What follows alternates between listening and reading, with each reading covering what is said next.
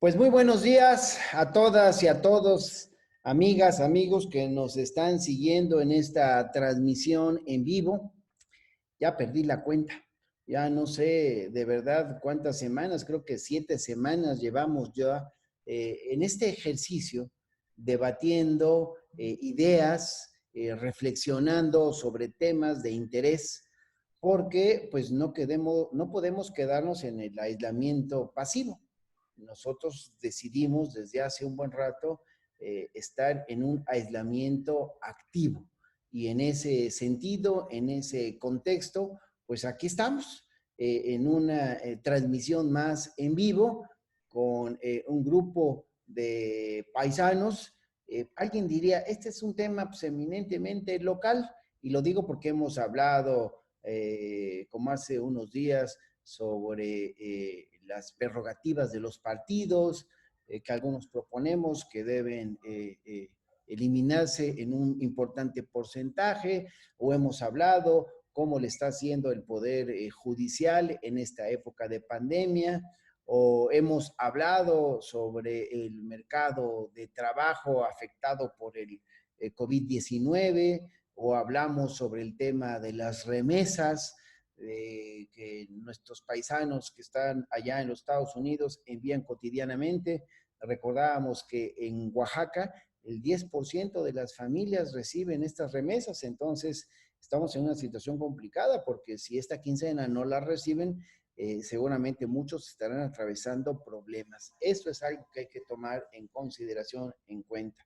Y bueno, pues y ahora estamos en un asunto que de verdad a mí me parece pues muy motivante estar aquí con todas y con todos ustedes. Estamos con estos paisanos que ustedes ven en su pantalla de su dispositivo o de su computadora.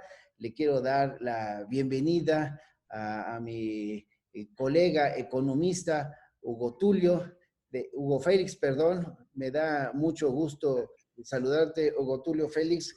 Me da gusto saludarte. Él es el presidente del Colegio de Economistas aquí en el estado de Oaxaca, y él es el responsable, el promotor de lo que hoy vamos a discutir. En un momento más lo vamos a escuchar.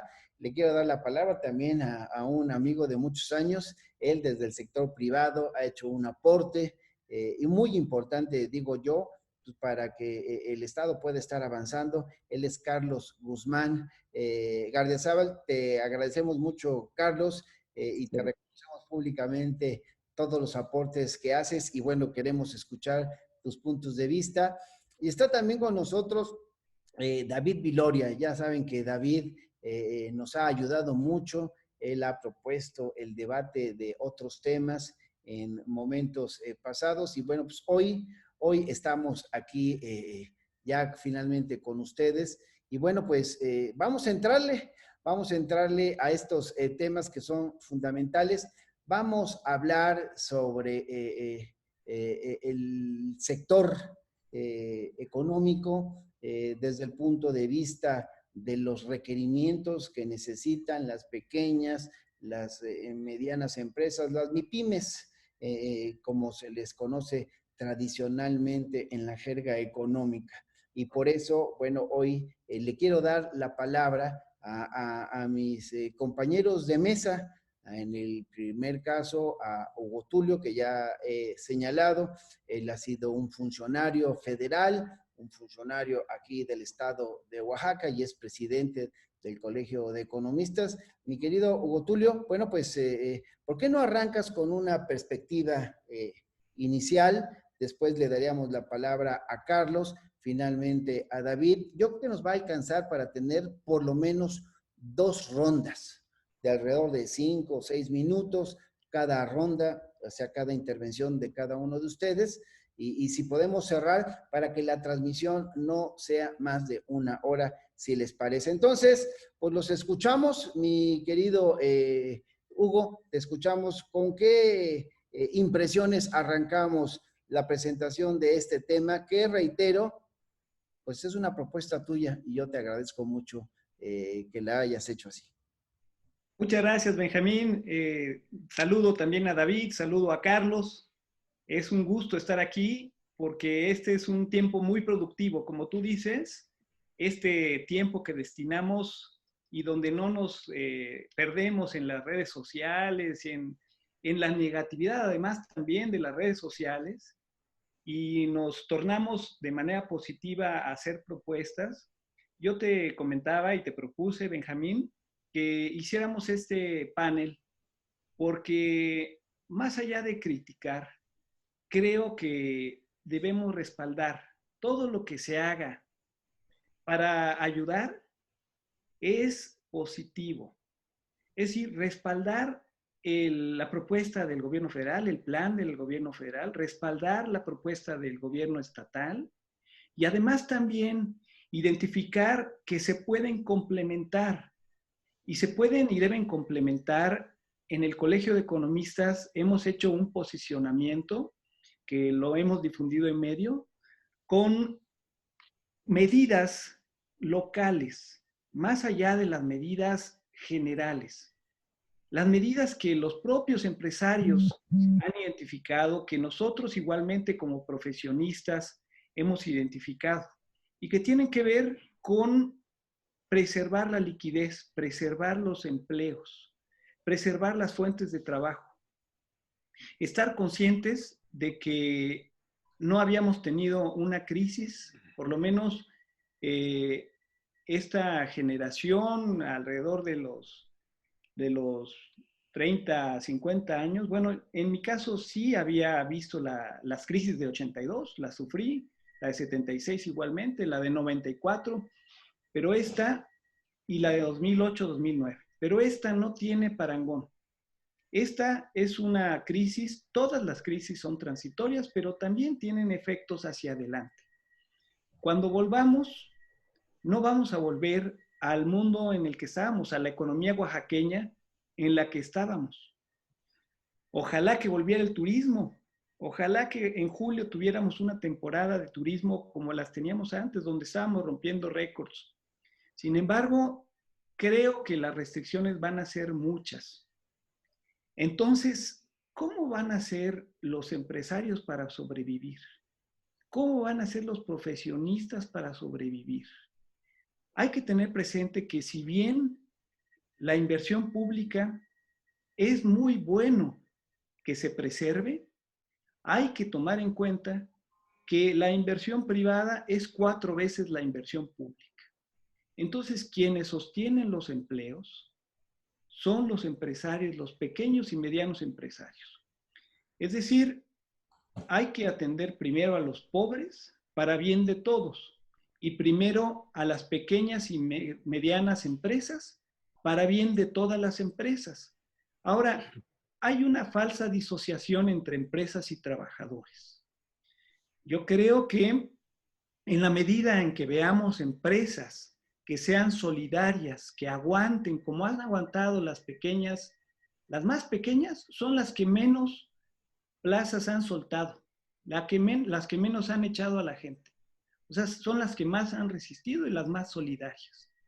Y por lo tanto, también en función de eso, vemos con una perspectiva muy positiva el que, por ejemplo, el IMSS ya estableció un programa para dar plazo a las cuotas. Creo que debe ir un poco más, como también pueden y deben ir un poco más allá los programas de la banca. Por ejemplo, si tú tienes una tarjeta de crédito y pediste y te dieron el aplazamiento, no es que los intereses vayan a dejar de estar contando. Los intereses van a seguir contando. Entonces, en 4 meses te vas a encontrar con una bola un poco más grande de nieve. Es decir, es positivo, pero ¿con qué capacidad de pago vas a enfrentar dentro de 4 meses cuando la economía haya bajado, cuando haya menos opciones, menos ventas, menos turismo, menos remesas? Entonces es un reto bien importante. No es únicamente el tema de que ya se aplazó durante 4 o hasta 6 meses, sino hay que pensar en que hacia adelante los créditos se deben reconocer que tienen una menor cobrabilidad. Y eso es sano. Eso es sano porque en esa medida, pues ni modo, se van a tener que impactar los capitales de los bancos y reconocer esta menor cobrabilidad, pero en beneficio de un sano sistema financiero y también del financiamiento que no se corte para los empresarios, para las personas. Es decir, ir más allá. Nuestro posicionamiento, no sé cuánto tiempo me queda, estimado Benjamín, incluye apoyo a pequeñas y medianas empresas, con el tema de los convenios a plazos, lo que ya está haciendo el IMSS, creo que hay que ir un poquito más allá en establecer descuentos, porque todos tenemos que reconocer que ni los impuestos se pueden cobrar todos ya al 100%, ni los servicios, ni las rentas, ni los créditos. O sea, hay que reconocer nuevas realidades. En la medida en que reconozcamos esas nuevas realidades y asumamos el golpe todos, pero por supuesto los que menos deben asumir el golpe son los pobres y los más pequeños empresarios, pero el golpe se tiene que distribuir entre todos, ni modo. O sea, no puede haber ganadores, va a haber gente que pierda más y gente que pierda menos. Creo que esa es una realidad. También, por ejemplo, preferencias de compras a gobierno basadas en el pago oportuno de las deudas a los proveedores. Esto es bien importante porque por ejemplo, Pemex tiene una deuda con proveedores muy, muy importante. Y eso no solamente incide en la liquidez de las empresas, sino en su propia calificación, que como vimos, ya hay un tema ahí de riesgo para el país importante. Entonces, la liquidez también se refleja en el pago de los adeudos a los proveedores, pequeñas y medianas empresas de los gobiernos, en general hablo del gobierno municipal, del gobierno del estado y del gobierno federal. Descuentos y aplazamientos en alquileres privados. También, en la medida en que sea necesario, identificar una posibilidad para diferir el impuesto sobre la renta. No necesariamente descontar, pero sí dar plazo. El otro día, un empresario mediano me estaba proponiendo, ¿por qué no nos dan créditos fiscales a los que mantengamos la misma plantilla laboral? Ni siquiera el gobierno tendría que desembolsarlos, sino simplemente tener a cuenta de un monto conforme a lo que estaba pagando y de ahí acreditar en la medida en que se generen ventas. Eso puede ser también. Ya había hablado del tema del crédito, donde me parece importante reconocer la nueva realidad, las nuevas realidades de aquí en adelante. En 94 se generó un problema de solvencia y también de fraude. Eso es lo que no se debe permitir, el fraude en, por ejemplo, salvar a los bancos. Hoy hay una situación radicalmente distinta. Tenemos un sistema financiero con muy buenos niveles de capitalización. Entonces es un sistema financiero fundamentalmente sano. Y creo que en función de eso, si se reconocen las realidades de la cobranza de la cartera, se puede continuar con esa salud financiera. En cuanto a la economía informal, los municipios, los gobiernos municipales cuentan con padrones y con un conocimiento de los comerciantes ambulantes. Esto, si ellos, por ejemplo, se incorporan al régimen de incorporación fiscal, al RIF, ¿por qué no darles un apoyo, tanto de crédito como de un sueldo mínimo, por ejemplo? Lo mismo, sueldos mínimos para las empresas que mantengan sus plantillas de trabajadores. Y en cuanto a la pobreza urbana, creo que va en muy buen camino lo que el gobierno federal está proponiendo a través de mejorar las condiciones de infraestructura de las zonas donde incide la pobreza urbana. Eso es un tema desatendido. La pobreza no solamente es rural, la pobreza es urbana. Y es bien importante estar pendientes de que esto suceda. Ojalá que se haga. Y por último, en cuanto a la población indígena, creo que también habría que hacer caso a las recomendaciones que la Comisión Nacional de Derechos Humanos ha sugerido con respecto a la aplicación de un programa de alertamiento, prevención y atención médica oportuna dirigido a los pueblos y comunidades indígenas. Hasta aquí mi participación para volver con mayor profundidad en estos temas y propuestas. Aquí es bien importante que haya un diálogo circular con el sector productivo.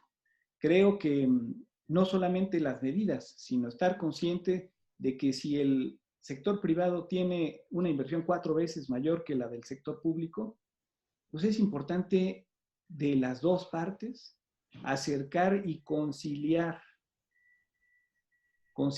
para recobrar la confianza. Esa es una realidad. El que el sector privado tiene 4 veces más potencia que el público, es una realidad. Ahora, ¿cómo se tienden puentes? Creo que legisladores como tú, Benjamín, pueden jugar un papel crucial para atender esos puentes. Bueno, hasta aquí el posicionamiento del Colegio de Economistas de Oaxaca. Muchas gracias. Muchas gracias. Estamos escuchando a Hugo Tulio Félix, es licenciado en Economía por el Instituto Tecnológico Autónomo de México, el ITAM, maestro en Historia Económica del London School of Economics en el Reino Unido. Fue representante del gobierno del estado de Oaxaca del 2013 al 2016. También fue director general de Administración y Finanzas de la Autoridad Federal para el Desarrollo de las Zonas Económicas Especiales en el 2017. En el 18 fue director general de Coordinación Regional y Relaciones Institucionales. Es actualmente presidente del Colegio de Economistas de Oaxaca. Y hoy nos convocamos, mis amigas y mis amigos, para hablar sobre el tema Oaxaca, soluciones locales para una pandemia global. Y antes de cederle la palabra para su primera ronda de intervención a Carlos Guzmán, pues déjenme hablar un poquito de Oaxaca. De acuerdo al último censo económico realizado por el INEGI, eso fue en el 2014, en nuestra entidad habían 177,945 unidades económicas, en donde, decía el INEGI, estaban empleadas 454,996 personas. Sin embargo, también sabemos que en Oaxaca, el 80.1% de la población económicamente activa es informal. Y esto representa en números absolutos 1,355,000 oaxaqueños. ¿Es así? Esa es la realidad de Oaxaca. Por eso es importante que hagamos propuestas para rescatar a esa gente que, en voz de lo que diría el presidente López Obrador, él estaría diciendo, pues es la gente que vive como puede, que tiene que salir. Seguramente muchos de esos no hacen caso a las recomendaciones de quedarse en casa porque pues tienen que salir a buscar el sustento de las familias. También habría que decir que entre las industrias más afectadas en nuestra entidad, hoy en día pues se encuentran los negocios en giros como restaurantes, como el transporte, hoteles, consumo de bienes durables, entre otros. También reconocemos que tanto en Oaxaca como en el país, las empresas del ramo de la construcción presentan una acentuada falta de inversiones en obra pública. A inicio del año, sabemos que solamente el 10% de las empresas locales estaban trabajando al 50% de su capacidad. Por eso nosotros decimos que hay que provocar economía local desde los recursos públicos de Oaxaca. No se vale andar contratando empresas foráneas cuando el dinero de Oaxaca pues debe quedarse en Oaxaca. Y bueno, de la visión de los empresarios, ¿Qué se puede decir? Bueno, pues seguramente Carlos Guzmán nos dirá algo, pero yo he tomado nota de que, por ejemplo, para la Coparmex señalan que es alarmante que solo el 13% de los trabajadores a nivel nacional podrían ser solventes ante una cuarentena de 3 meses si no se les continúa pagando al menos una parte de sus ingresos. Y para el caso de Oaxaca, sería solo el 6% de trabajadores los que serían solventes. De acuerdo al sector privado, actualmente no se ve una detonación en la inversión pública en el corto y mediano plazo, por lo que difícilmente avisoran una recuperación de la economía local y nacional en los próximos meses. Pero bueno, son notas que yo he tomado, pero aquí está Carlos Guzmán, que es un amigo, como ya lo he señalado, él es contador público, egresado de la Universidad Iberoamericana, empresario y exconsejero de banca, consejero de Canacintra Nacional y expresidente por 3 ocasiones de la Canacintra en la delegación Oaxaca. Amigo y muy reconocido, te escuchamos, mi querido Carlos, en esta primera ronda de intervenciones. Estamos así como apenas calentando motores en este tema que, insisto, hoy estamos en la mesa Oaxaca, soluciones locales para una pandemia global. Te escuchamos, Carlos. Te agradezco mucho, Benjamín. Muchas gracias a todos los panelistas. La verdad es que pues, todo lo que dices tú, en todo el contexto, lo que dice Hugo, en todo el contexto es totalmente cierto. ¿Qué podemos esperar los empresarios oaxaqueños de todo esto? Bueno, una recuperación a muy largo plazo. Los créditos que dé el gobierno federal, los créditos que den cualquier organismo internacional, si no tenemos los plazos fijos, hacia dónde o hacia cuándo, no vamos a poder saber qué sigue. ¿Qué es lo que tenemos que hacer? Cuando tú bien lo mencionas, lo menciona Hugo también, las remesas no llegan, los microempresarios son informales en nuestro gran estado. ¿Qué es lo que tenemos que hacer?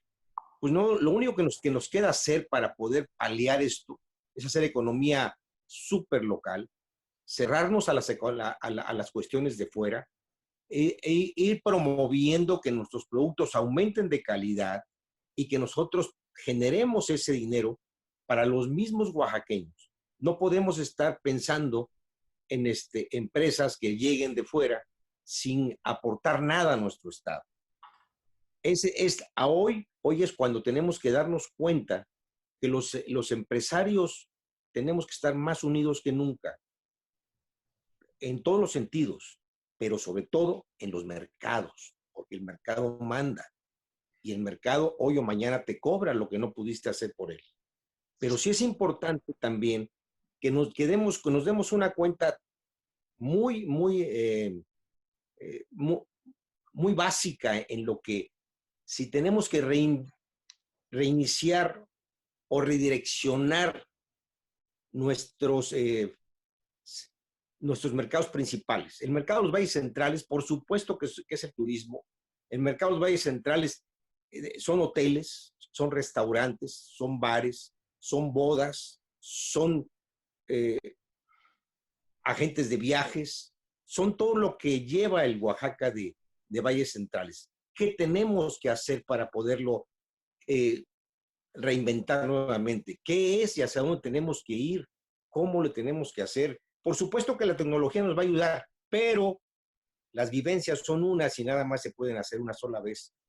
Desafortunadamente, el segmento de mercado en donde de alguna manera se tiene un poquito más de solvencia económica para hacer las inversiones y los viajes para el turismo, pues somos los más afectados, somos los que de alguna manera por la edad ya no nos es posible el estar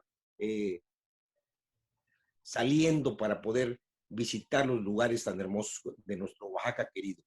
Hoy por hoy tenemos que hacer eso, tenemos que, por supuesto que los apoyos que da el municipio de la ciudad de Oaxaca, los apoyos que da el gobierno del estado, los apoyos que da la federación, los apoyos que consigue la entidad privada, el CCE, a nivel internacional, son buenos. no tenemos que irnos de boca para poderlos agarrar sin saber qué va a seguir. Porque si no, nos van a comer los intereses, los tiempos no se van a dar y vamos a crear otra bola de nieve que no se va a poder hacer.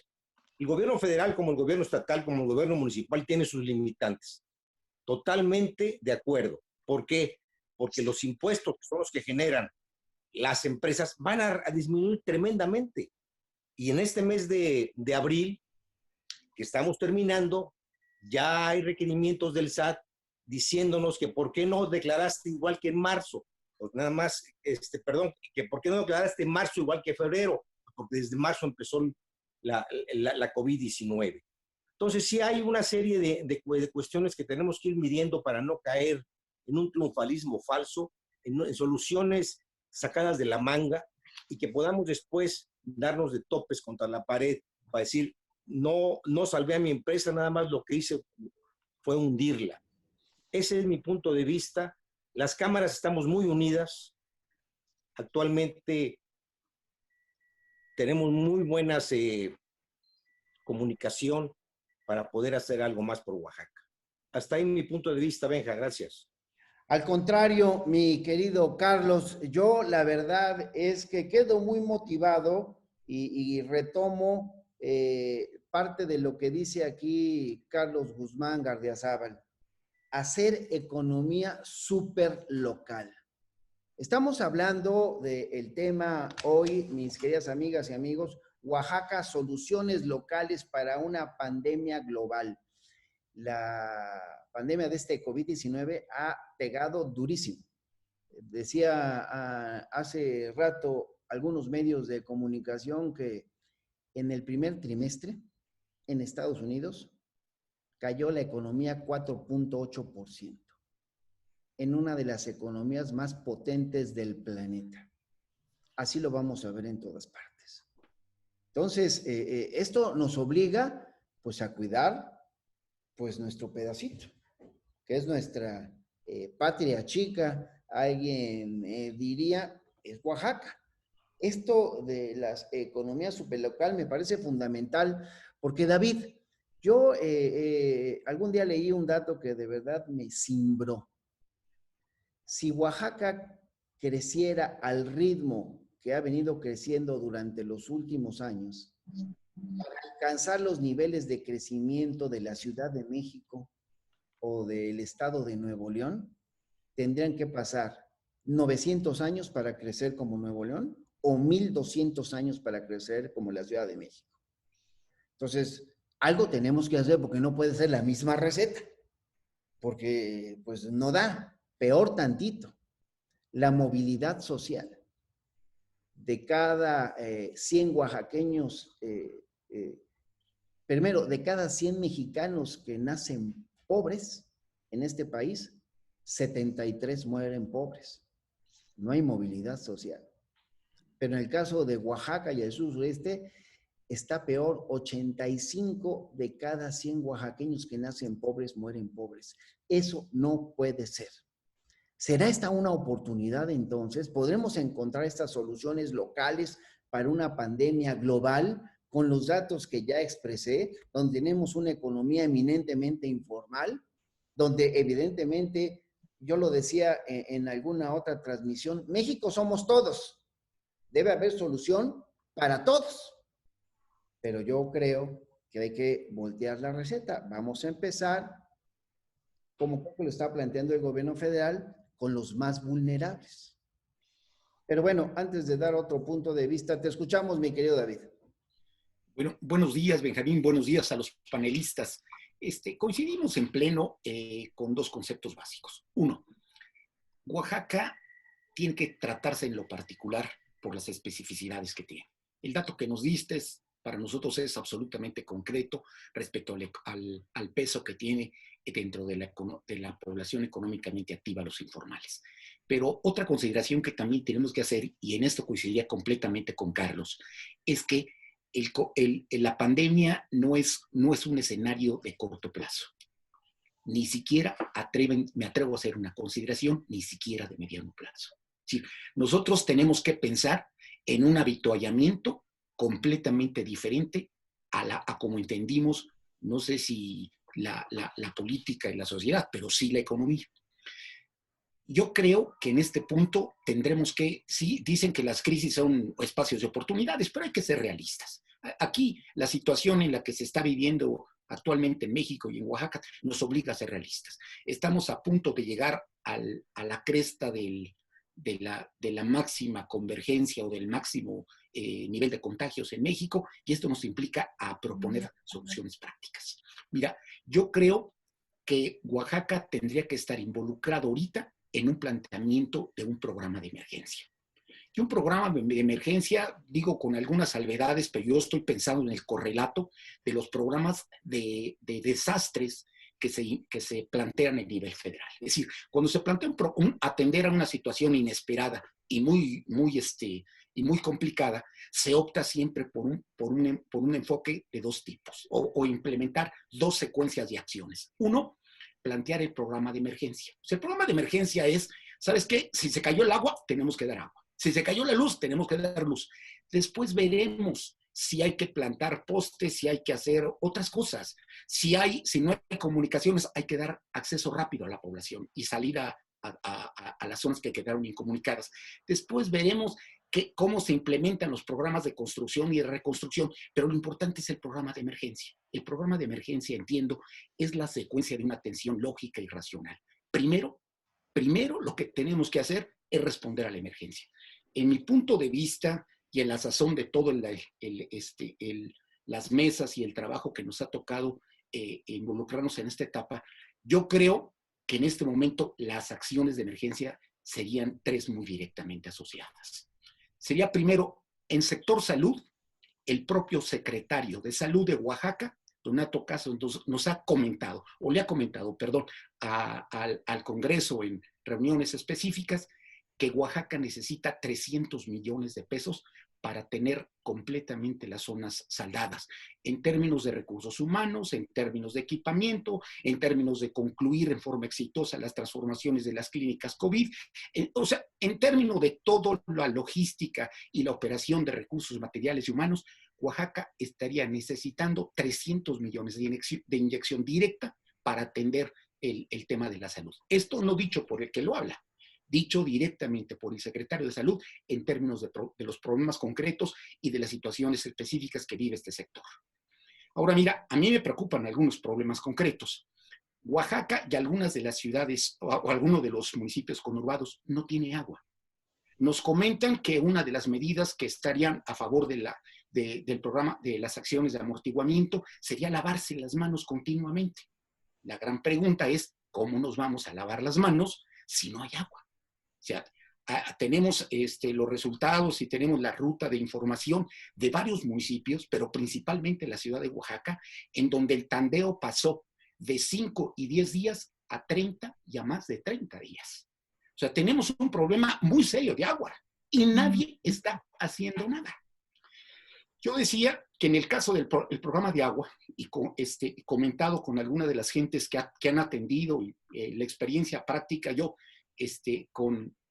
quisiera comentar que en el desempeño de las funciones, a mí me tocó como coordinador operativo del COPLADE, ser el coordinador operativo a uno de los programas de emergencia de Oaxaca, concretamente el Paulina y el RIC. Y la experiencia que nos dio estos dos asuntos, nos plantearon la disyuntiva de actuar con una gran velocidad. Creo que este sería el caso del programa del agua. Necesitaríamos por lo menos el servicio o el apoyo de por lo menos 300 pipas apoyando la distribución de agua en todo el estado. Y esto no cuesta mucho. El monto de inversión que estaría asociado a esto serían 13.5 millones de pesos. Entonces, decía yo, el sector salud necesita 300 millones, este servicio para apoyar y para fortalecer el tandeo y hacer que las zonas que mayores están requiriendo del apoyo de servicio de agua lo tengan, necesitaríamos 13.5 millones de pesos para atender este problema en 3 meses. El tercer asunto será el programa alimentario. En la experiencia que se ha tenido, yo creo que los comedores comunitarios es una buena opción. Yo, en la experiencia que hemos manejado, sabemos que las despensas resuelven el problema 3 o 4 o hasta 5 días. pero después ya no. Entendemos que en este problema, que actualmente el asunto del COVID nos está trazando una atención de emergencia por lo menos de 3 meses. Sí, tenemos que plantear respuestas para atender la emergencia, para que efectivamente den respuesta en 3 meses. Para ello, en el cálculo que hemos podido trazar con algunas gentes que tienen conocimiento de esto, necesitaríamos situar 15,000 comidas diarias, desayuno y comida diarias, durante 3 meses. Esto creo que no sería el momento para llamar a formar comités de ciudadanos. Yo siento que es muy bonito y eso es muy práctico y eso alegra y responde directamente a la visión y al transunto comunitario de Oaxaca, pero no creo que sea el momento. Creo que actualmente tendríamos que convocar a 40 o 50 restaurantes del Estado para que pudieran transformarse en los centros de operación de estos comedores comunitarios, para ofrecer para ofrecer estas 15,000 opciones de alimentación a oaxaqueños durante 3 meses, tendríamos la necesidad de 67.5 millones de pesos. Recuerdo que el 7 de abril el gobierno del estado propuso al cargo de 30 millones de pesos generar un programa de despensas. Yo creo que aquí, como dice exactamente Hugo Félix, aquí podemos contemporaneizar y ligar las inversiones para poder tener un éxito en la acción de los recursos públicos. En síntesis, el programa de emergencia que nosotros estaríamos proponiendo en este momento requeriría de 381 millones de pesos y vincularía a 3 conceptos específicos, que a nuestro entender estarían ahorita en el centro de la atención del programa de emergencia. Serían 300 millones del sector salud, que han sido identificados puntualmente por el secretario de Salud. Serían 13.5 millones de pesos para ofrecer agua a la ciudad de Oaxaca y a los municipios conurbados, y serían 67.5 millones de pesos para ofrecerle servicio de alimentación directo a 15,000 paisanos todos los días durante los próximos 3 meses.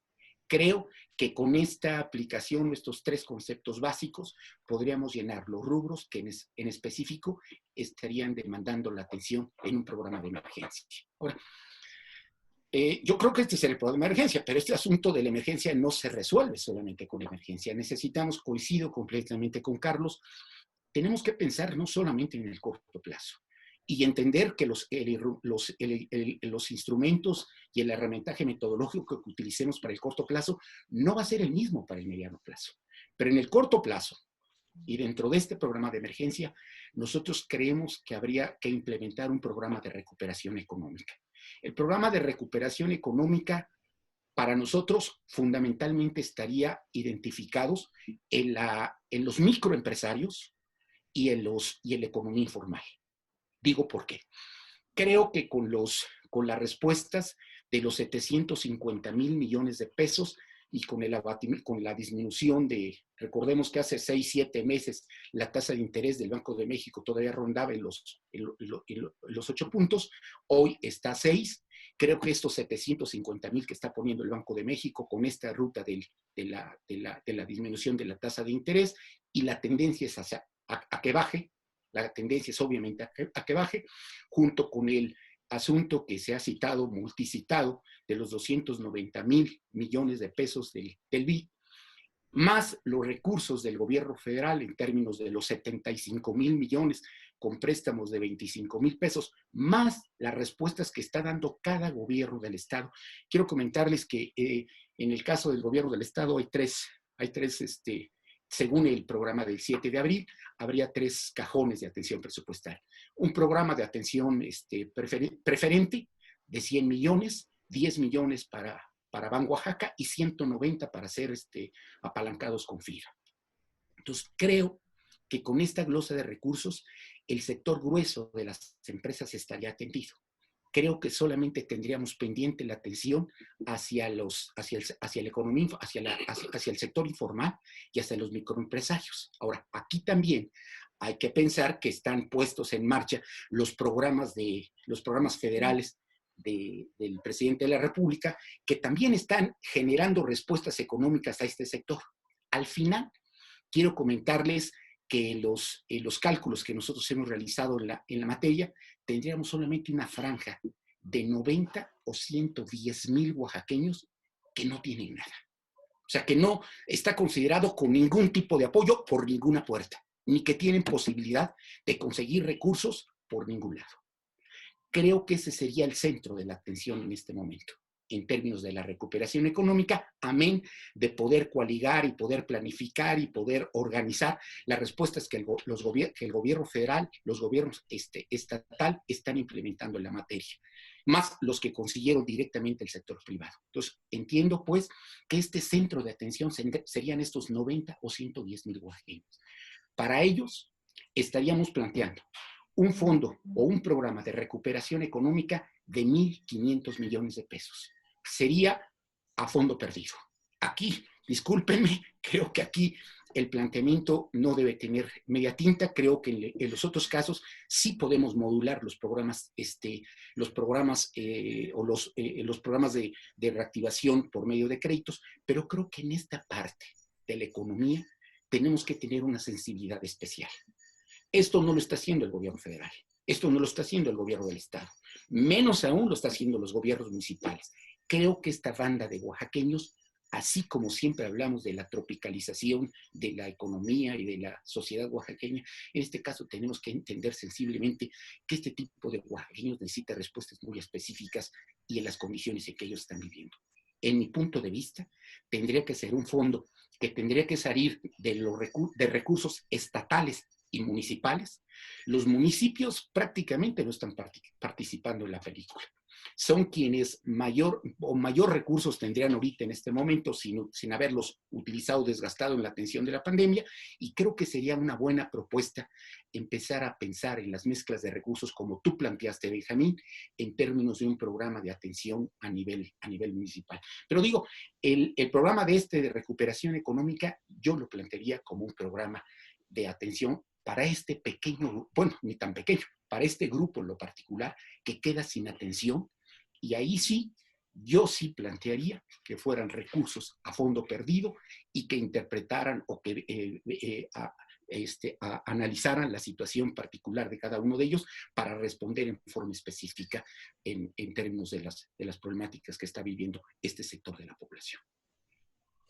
Pues muy bien, amigas y amigos que nos siguen en esta transmisión en vivo, hoy estamos reflexionando en torno al tema Oaxaca, soluciones locales para una pandemia global. Y han estado exponiendo en una primera ronda, llevamos ya más de 40 minutos, 42 minutos nos llevamos en la primera ronda, así es que la segunda será la última ronda, y ojalá podamos hacerla más compacta para no rebasar el tiempo. Yo coincido con el doctor David Viloria en que estas soluciones van en distintos niveles. La verdad es que la falta del agua en Oaxaca es terrible en este confinamiento en que viven miles de oaxaqueños desde hace más de mes y medio. Los habitantes, por ejemplo, de la ciudad de Oaxaca enfrentan una gravísima falta de agua. Prácticamente toda la ciudad y los municipios conurbados están sufriendo de la falta de este vital líquido. Destacan todas las zonas, pero destacan los sectores de San Felipe del Agua, de la parte alta de la colonia Reforma, del Infonavit 1 de Mayo, de Cinco Señores, de la colonia Hidalgo, las panorámicas del Fortín, así como muchos municipios conurbados, y lo mismo que corresponden a la cuarentena, son los mismos días que estas demarcaciones no han tenido agua, así es que es gravísimo.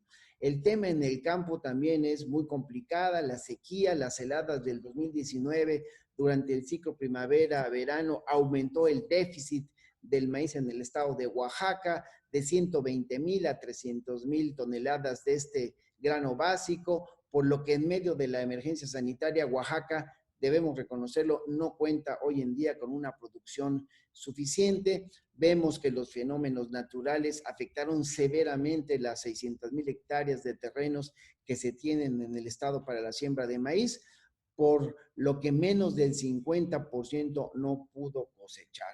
Así es que los más afectados son cerca de 550,000 productores de todo el estado, ya que el 80% de estos productores lo que hace es producir maíz de autoconsumo y el otro 20% pues lo hace para comercializar. Y esto significa que no hay granos suficientes, tampoco las hay en las tiendas de Liconza, y por eso vemos un tema muy grave. Este es un tema muy grave porque estamos en emergencia sanitaria y el maíz, que es la base de elaboración de la tortilla, un producto de consumo esencial, pues se provoca, por lo tanto, aumento en los precios. Entonces, ¿cómo entrarle a todo esto? Pues es una enorme responsabilidad. Yo platicaba con algunos amigos hace unos días, pues la verdad, el país se enfrenta a un problema y Oaxaca no es la excepción, es que no hay dinero que alcance. Entonces, ¿qué hacer con el dinero que se tiene? ¿Hacia dónde canalizarlo? ¿Cuáles son los sectores prioritarios que debemos nosotros poner así como número uno? Y bueno, nosotros insistimos que los más vulnerables. Si hablamos de empresarios, pues deben ser los micros, los pequeños empresarios. Si hablamos de la población en general, pues deben ser los más pobres. Yo le estoy dando seguimiento todos los días a los 3 millones de créditos que ya ofreció el gobierno del presidente López Obrador, cómo se van aterrizando, los requisitos que se requieren. Le empiezo a dar seguimiento a lo que ofreció el gobierno estatal y bueno, necesitamos que todos los gobiernos municipales hagan su chamba. Bueno, pues vamos ya pues muy escasos de tiempo, mi querido Hugo Tulio. Hay propuestas que no sé si te quieras referir a lo que se ha planteado o cerrar tu intervención con algo que hayas dejado en el tintero. Otra vez, como lo hemos dicho en otros temas, pues una hora, una mesa de debate, un foro virtual, pues no alcanza para discutirlo todo. Quizás nos tendremos que volver a ver pronto para seguir hablando de estos temas. Así es que, Hugo Tulio, te escuchamos y te agradezco mucho tu participación y además que tú fuiste, hasta el nombre le pusiste al foro, Oaxaca, soluciones locales para una pandemia global. Te escuchamos, mi querido Hugo Tulio.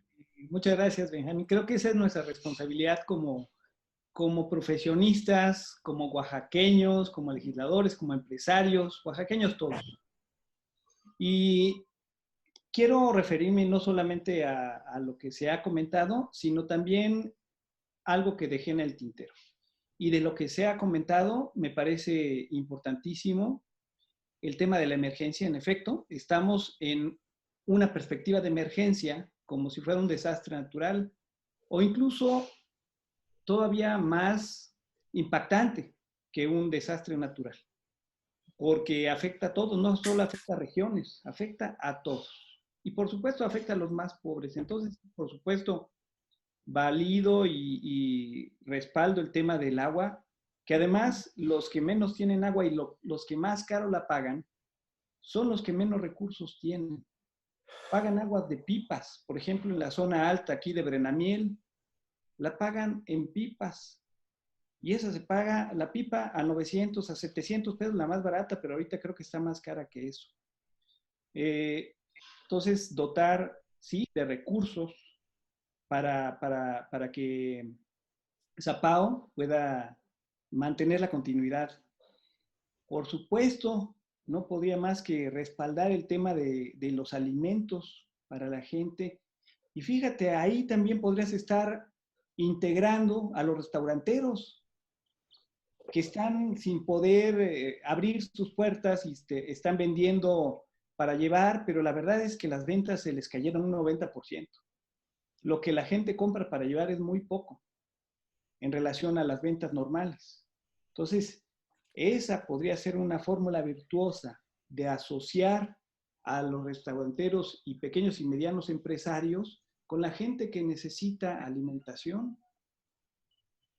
Creo que eso es una gran idea y para fondearlo tampoco me parece muy oneroso. ¿Cómo no me parece oneroso? Vital, en la inversión de salud por 300 millones, de agua por 13.5 y de alimentación 67.5 y 1.500 millones para la gente que no tendría cobertura. Tampoco me parece oneroso. difiero un poco en cuanto a que los créditos, tanto del gobierno federal como del gobierno estatal, pueden ser suficientes. Los empresarios con los que he platicado me dicen 25,000 pesos, la verdad, no me sirven mucho. Y no es que haya que menospreciar los apoyos, pero por ejemplo, empresarios están tomando decisiones como, pues, decirles, pues te apoyo con 100 pesos cada día durante 4 o 5 días y parte lo fondeo con las ventas que tengo, que son pocas, y parte pues lo fondeo de mis reservas, los que tienen reservas. Pero se van a consumir, no da para 3 meses, como no dan para 3 meses una pequeña empresa con 25,000 pesos. Es más, yo creo que la gente que no tiene cobertura puede ser mayor, un mayor número, un mayor porcentaje también. Entonces, aquí, dados los usos que podría tener el dinero, vamos encontrando un elefante en la habitación, que es el déficit público. Yo creo que en este caso, los recursos en esta administración se están usando de otra manera. Hay que tener flexibilidad, precisamente la resiliencia. Los que sobreviven son los más resilientes, es decir, los más flexibles, no los más fuertes o los más inteligentes, según Darwin, evolutivamente, sino los más flexibles.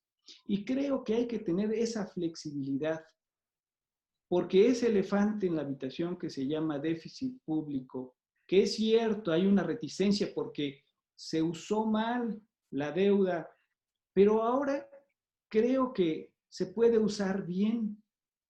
Ese elefante en la habitación que se llama déficit público, ¿para qué puede usarse? Por ejemplo, el Fondo de Estabilidad de los Ingresos de las Entidades Federativas solamente tiene 60,000 millones de pesos. ¿Qué se hizo en 94-95 para proteger una caída menos pronunciada que la actual? Se potenciaron las acciones pidiendo con el aval del gobierno federal para los estados. O sea, el deudor era los estados de la República y el gobierno federal era el aval solamente. Los gobiernos estatales no pueden salir a los mercados internacionales a pedir créditos, pero el gobierno federal sí los puede respaldar para pedirlo a nombre de todos, de manera que las participaciones, que son el ingrediente fundamental, lo sabemos de los ingresos de los estados y de los municipios, se pudieran proteger. Si no le estamos pidiendo un esfuerzo en materia de gasto a los gobiernos de los estados y los municipios, pues que no hay de dónde si se caen las participaciones. Entonces, ese mecanismo de potenciar con el aval del gobierno federal, si se usa bien, yo creo que es virtuoso proteger estos ingresos. Y para estos destinos, que estamos de acuerdo, hay un consenso en que la alimentación, los empleados de las empresas, con un sueldo mínimo, por ejemplo, durante un periodo. Lo mismo el agua, lo mismo salud. Allí están. Ese consenso creo que difícilmente alguien lo puede rebatir, pero el tema es proteger de dónde vienen los recursos. Y también tener flexibilidad para el gobierno federal, porque en la medida en que avance esto, vamos a ver que la economía se cae y que va a haber necesidad de establecer medidas adicionales, como ya las estamos identificando para el ámbito local. Entonces, quisiera terminar mi participación simplemente diciendo que no nos olvidemos de que, a diferencia de otros impactos económicos o desastres naturales, otras crisis, los recursos se utilicen bien, con transparencia focalizada, con una capacidad de fiscalización que hoy, gracias a la tecnología de la información, puede hacerse en tiempo real y a nivel censal, no a nivel muestral de determinados recursos, sino de todos los recursos. ya se pueden acceder a las localizaciones de dónde están los beneficiarios de los recursos, dónde están las obras con geolocalización y hacer cruces con la información. Esta gran cantidad de información se puede procesar gracias a la tecnología de información. Entonces, estos avances tecnológicos permiten tener un esfuerzo de fiscalización que hoy se puede diseñar de manera coordinada, en tiempo real y anticipada antes de que los recursos se usen mal. Entonces, si por una parte, para cerrar, tenemos esta flexibilidad en lo que yo llamo este elefante en la habitación, y por la otra parte, la transparencia focalizada y la fiscalización en un esfuerzo coordinado con la Auditoría Superior de la Federación, la Contraloría del Estado, la Auditoría Superior del Estado, las entidades fiscalizadoras, pues podríamos tener más recursos si tenemos esa flexibilidad, y por la otra parte, mayor seguridad en el uso. Y eso puede hacer una diferencia radical con respecto a otros desastres.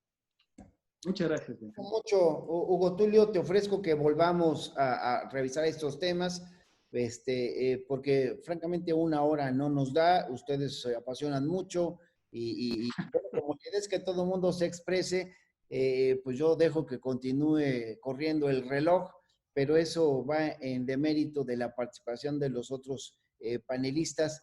Mi querido Carlos, ¿cómo terminarías tu intervención? ¿Dejaste algo en el tintero? ¿Qué te parece de lo expresado hasta ahora?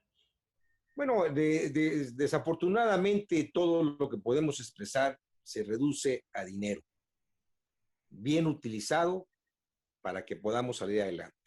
Desafortunadamente, ni el gobierno federal, ni el gobierno estatal, ni el gobierno municipal tienen excedentes de recursos para poder inyectarlos a los más necesitados, a las microempresas, y no es posible.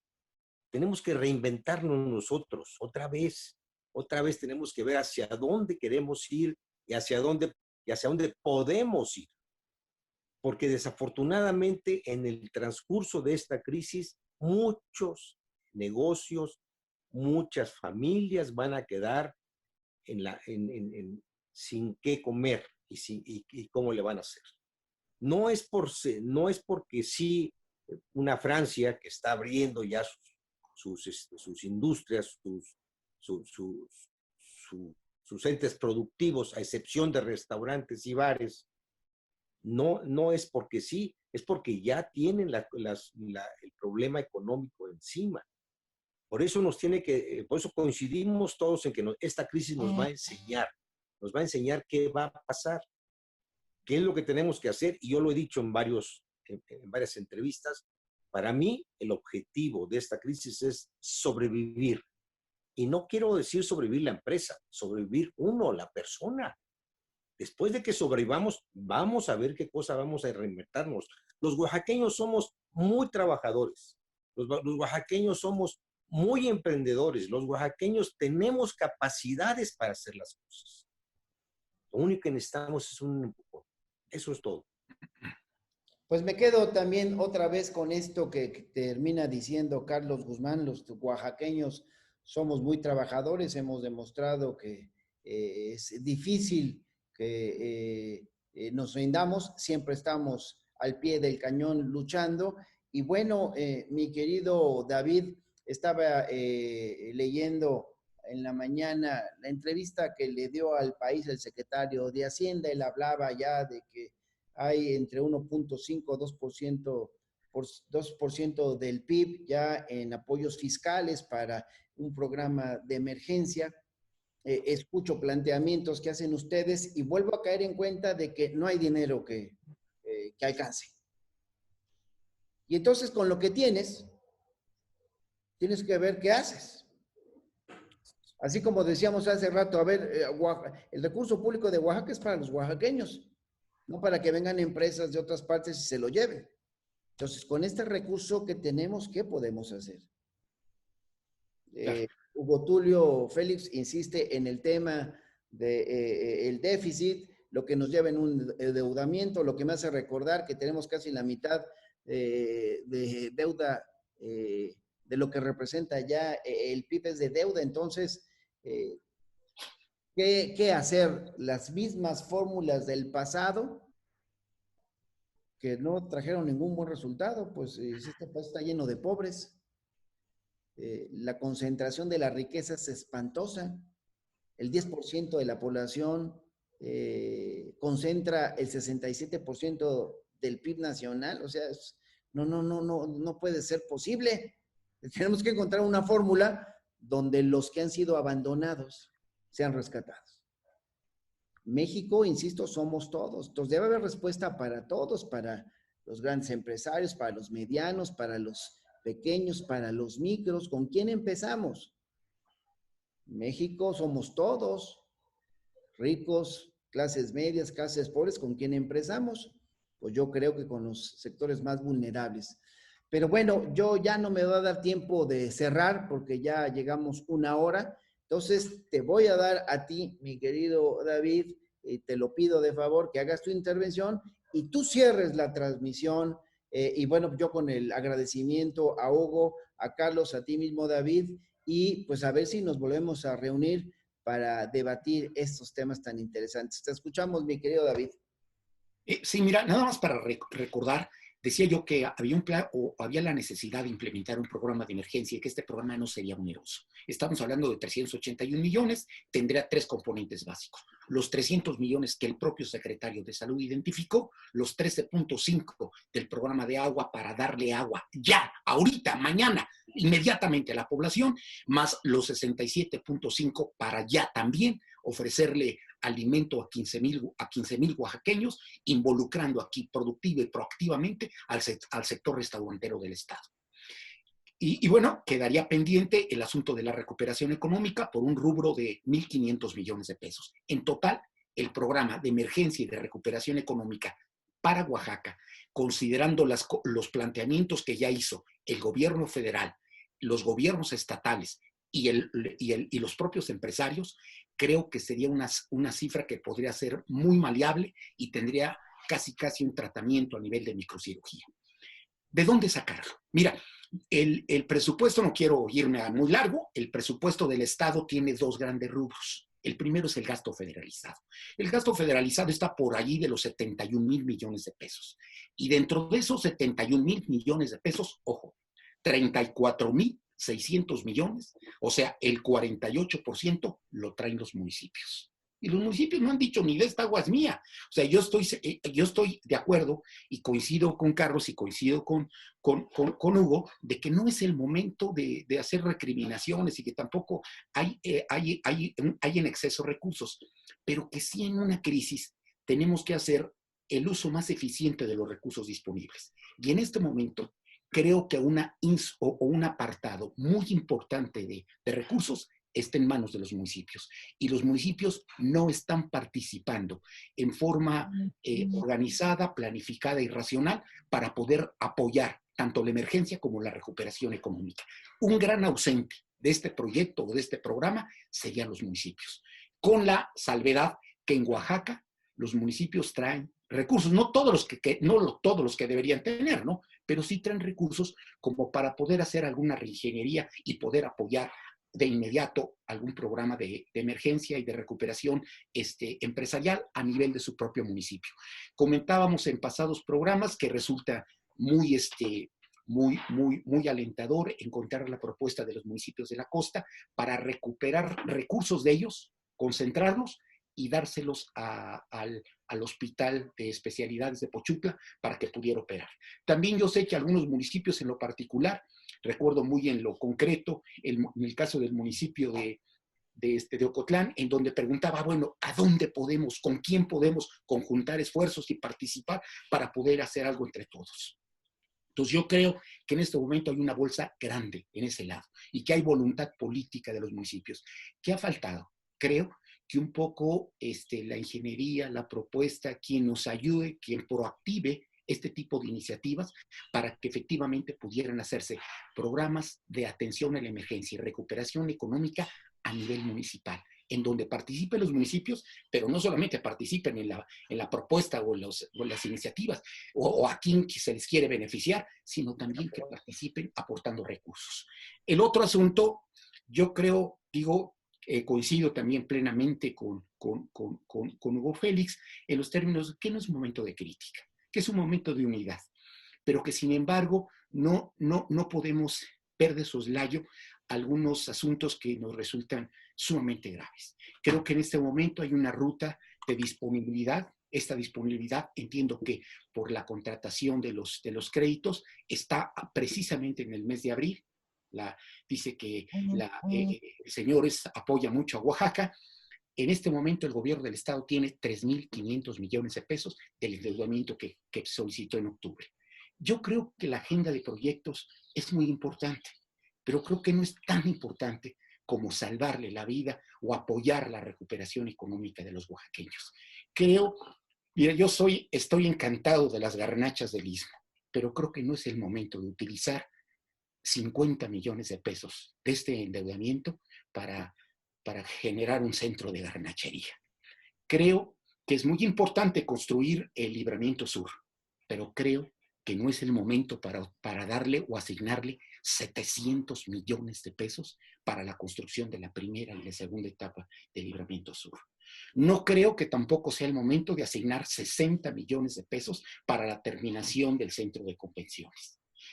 No dudo de la pertinencia, creo que al final, si se revisan las fichas y los estudios costo-beneficio, a lo mejor hasta prueban la necesidad de más recursos. Yo eso no lo estoy poniendo ahorita en tela de juicio. Lo que estoy poniendo en tela de juicio, si es que en este momento esta disponibilidad financiera no debería utilizarse o reencauzarse junto con los municipios para poder formular una alternativa completamente pionera a nivel nacional.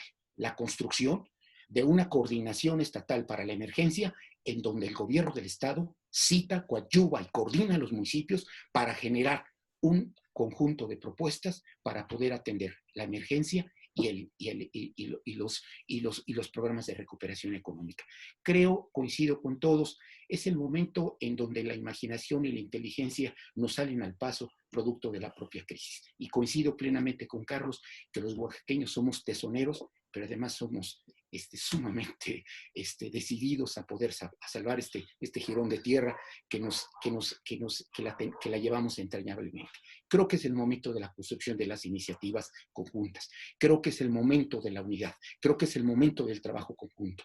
Que necesitamos hacer a un lado todos los esquemas de cómo habíamos venido atendiendo los problemas económicos en el Estado para construir un nuevo pacto. Sí, un nuevo pacto que permita, no digamos transformar Oaxaca, no seamos presuntuosos, seamos sinceros, que nos permita atender con eficiencia y eficacia el problema, no solamente de salud del Estado, sino también la reactivación económica de Oaxaca, que finalmente es nuestra perspectiva y es la base para pensar en un Oaxaca mejor en el mediano y en el largo plazo. Creo que esas son las divisas, mi querido Benjamín, y creo que esa es sin lugar a dudas, esa es la convocatoria y ese es el ánimo que seguramente privilegió a Hugo Félix a plantear un esquema, una propuesta para la atención y el análisis de las economías y de las soluciones locales para Oaxaca.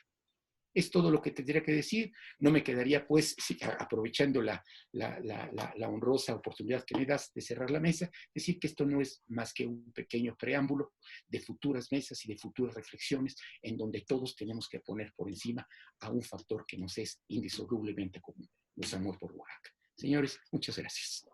Muchas gracias. Concluimos la transmisión. Muchas gracias. Nos seguiremos viendo. Gracias, Carlos. Gracias, Hugo. Gracias, David. Y gracias a ustedes que nos siguieron en esta transmisión en vivo. Nos vemos en la próxima. Gracias.